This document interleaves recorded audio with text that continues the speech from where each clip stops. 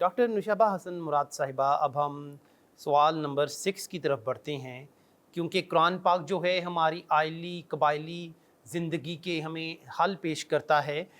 تو آپ ہمیں یہ بتائیے کہ قرآن کریم میں کہ گھر کے اندر داخل ہونے کے ہمیں کیا آداب سکھاتا ہے؟ قرآن مجید ہمیں گھر کے اندر داخل ہونے کے کیا آداب سکھاتا ہے؟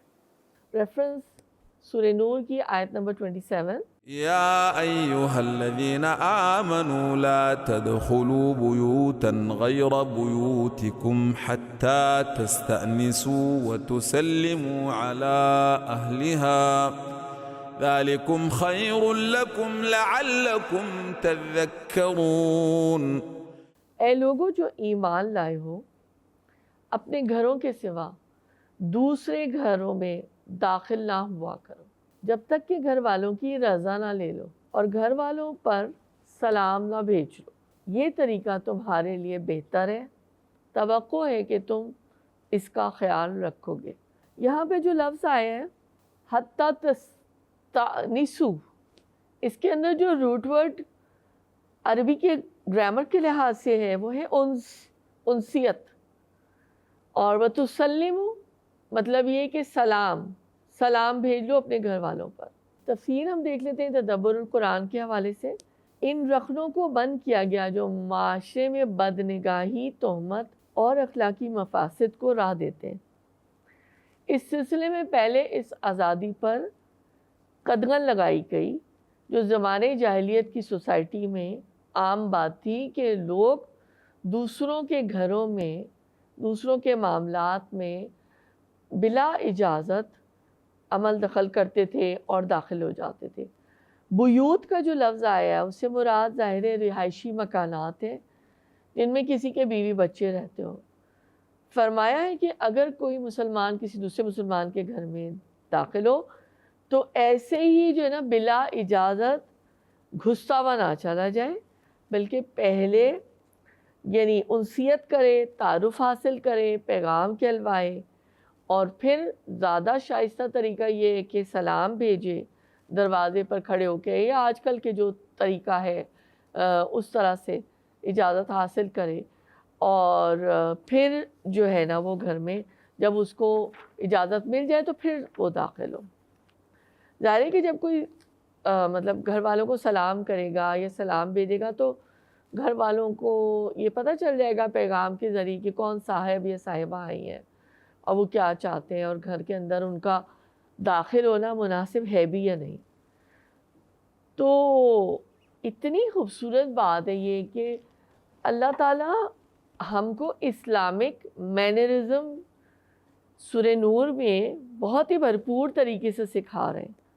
آپ یہ دیکھیے کہ اسلام انسان کو اس کی پرائیویٹ سپیس بھی دیتا ہے، اس کی پرائیویسی کو بھی جو ہے نا وہ مد نظر رکھتا ہے کہ کس طریقے سے یعنی ہمارے رویے ہونے چاہیے۔ اور اللہ تعالیٰ یہ بتا رہے ہیں آگے اسی آیت میں جو ترجمہ ہے کہ اگر جواب مل جائے تو فبہا، بالکل تم داخل ہو جاؤ، اور اگر تمہارے گھر کے جو میزبان ہیں وہاں سے جواب نہ ملے تو بے شک تم واپس لوٹ جاؤ۔ یہ بات بہت ہی غور کرنے کی ہے کہ اگر کبھی ایسا ہو تو ہم پھر بالکل بھی برا نہ مانیں، کیونکہ یہ تو اللہ کا حکم ہے نا کہ اللہ تعالیٰ ہم کو یہ باتیں سکھا رہے ہیں۔ بہت ہی خوبصورت ایک حدیث ہے۔ حضرت عطا بن یسار کہتے ہیں کہ ایک شخص نے رسول اللہ صلی اللہ علیہ وسلم سے پوچھا، کیا میں گھر جاتے ہوئے اپنی ماں سے بھی اجازت مانگوں؟ آپ صلی اللہ علیہ وسلم نے فرمایا ہاں بالکل۔ تو وہ بولا میں تو ان کے ساتھ گھر میں رہتا ہوں۔ آپ صلی اللہ علیہ وسلم نے فرمایا پھر بھی اجازت لے کر داخل ہو۔ وہ کہنے لگا میں تو اپنی ماں کی خدمت بھی کرتا ہوں۔ آپ صلی اللہ علیہ وسلم نے فرمایا پھر بھی اجازت لے کر داخل ہو۔ کیا تو اس بات کو پسند کرتا ہے کہ تو اپنی ماں کو بے لباس دیکھے؟ وہ کہنے لگا ہرگز نہیں۔ پھر آپ نے فرمایا اچھا تو پھر اجازت لے کر جاؤ۔ ایسی مطلب باتیں ہیں کہ ہم قرآن کی تفسیر کو سمجھتے نہیں ہیں، پڑھتے نہیں ہیں، سیکھتے نہیں ہیں، تو ہمیں بہت سی بیسک باتیں بھی جو ہے نا وہ معلوم نہیں ہوتی۔ ایک اور مختصر حدیث آپ کے سامنے رکھوں۔ حضرت ابو ہریرہ رضی اللہ تعالیٰ عنہ بیان کرتے ہیں کہ رسول اللہ صلی اللہ علیہ وسلم نے فرمایا کہ اگر کوئی بندہ اجازت طلب کیے بغیر کسی کے گھر میں جھانکے تو گھر والا لاٹھی کے ساتھ اس کی آنکھ پھوڑ دے تو اس پر کوئی گناہ نہیں۔ یہ بخاری کی 6902 نمبر حدیث ہے۔ عملی نکتہ بہت واضح، بڑے سمپل اصول لیکن بہت واضح اللہ تعالیٰ ہمیں سکھا رہے ہیں۔ نمبر 1، کسی کے گھر میں ہم بلا اجازت داخل نہیں ہوں گے۔ نمبر 2، اجازت ملنے پر سلام کریں گے اور پھر اگر جواب آتا ہے تو داخل ہوں گے، ورنہ نہیں داخل ہوں گے، واپس لوٹ جائیں گے۔ اور واپس لوٹنے میں بھی کوئی بھی برا ماننے کی کوئی بھی ضرورت نہیں ہے۔